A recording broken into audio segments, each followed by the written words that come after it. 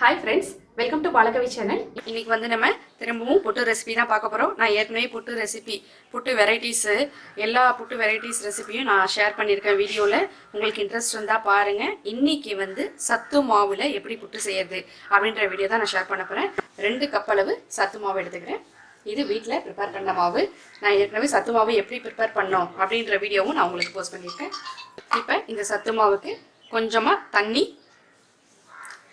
கொஞ்சமா விட்டு எப்படி நம்ம புட்டுக்கு மாவு ரெடி பண்ணுவோமோ அதே மாதிரி பதத்துக்கு ரெடி பண்ணிக்கணும். மாவு வந்து இத மாதிரி இப்படி பிடிச்சா இந்த கொழுக்கட்டை ஈரப்பதமா இருக்கணும், உதிரி ஆயிடணும்.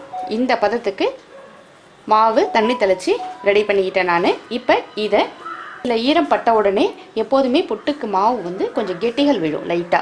அந்த கெட்டியோட நம்ம புட்டு செய்யும்போது வாயில வந்து அந்த கெட்டிகளும் படும். அதுக்காக இத ஒரு மிக்ஸி ஜாருக்கு நான் இந்த மாவை பல்ஸ் பண்ணி எடுத்துட்டு வரேன்.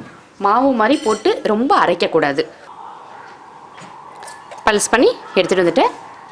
இதில் நான் இதே மாதிரி பல்ஸ் பண்ணுற எல்லா மாவையும் இந்த பாத்திரத்தில் சேர்த்துக்க போகிறேன். அவ்வளோதான், நான் எல்லா மாவையும் பல்ஸ் கொடுத்து எடுத்துக்கிட்டேன். பல்ஸ் கொடுத்ததுக்கப்புறமும் நமக்கு மாவை தொட்டு பார்த்தீங்கன்னா கொஞ்சம் ஈரத்தன்மை இருக்கணும். புட்டு சாப்பிட்றதுக்கும் நல்ல சாஃப்ட்னஸாக இருக்கும்.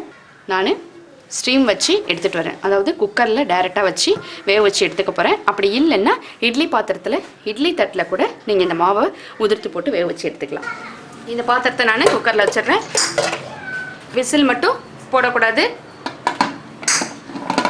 ஒரு 10 நிமிஷம் நல்லா ஆவி வரட்டும். ஆவி வந்து வேகட்டும். வெந்ததுக்கப்புறம் நான் உங்களுக்கு எடுத்து காமிக்கிறேன். அவ்வளோதான், எனக்கு கரெக்டாக 10 நிமிஷம் ஆயிடுச்சு. நல்ல மாவு வெந்த வாசனை வர ஆரம்பிச்சிருச்சு. இப்போ நான் உங்களுக்கு ஓப்பன் பண்ணி காமிக்கிறேன்.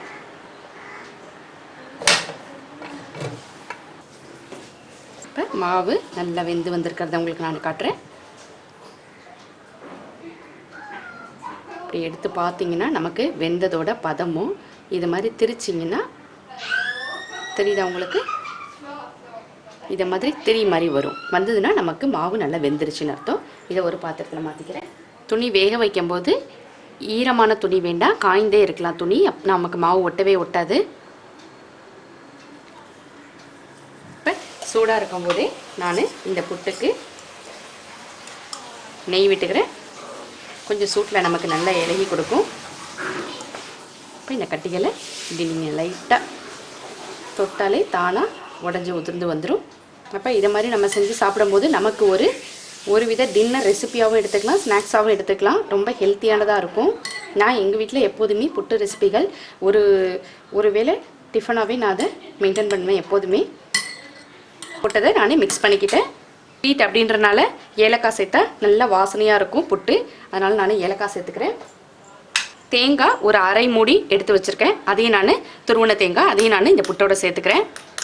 இந்த தேங்காய் இந்த ஏலக்காய் இதெல்லாம் வந்து நல்ல ஒரு ஃப்ளேவர் கொடுத்து நமக்கு சாப்பிட்றதுக்கு ரொம்ப டேஸ்ட்டாக இருக்கும்.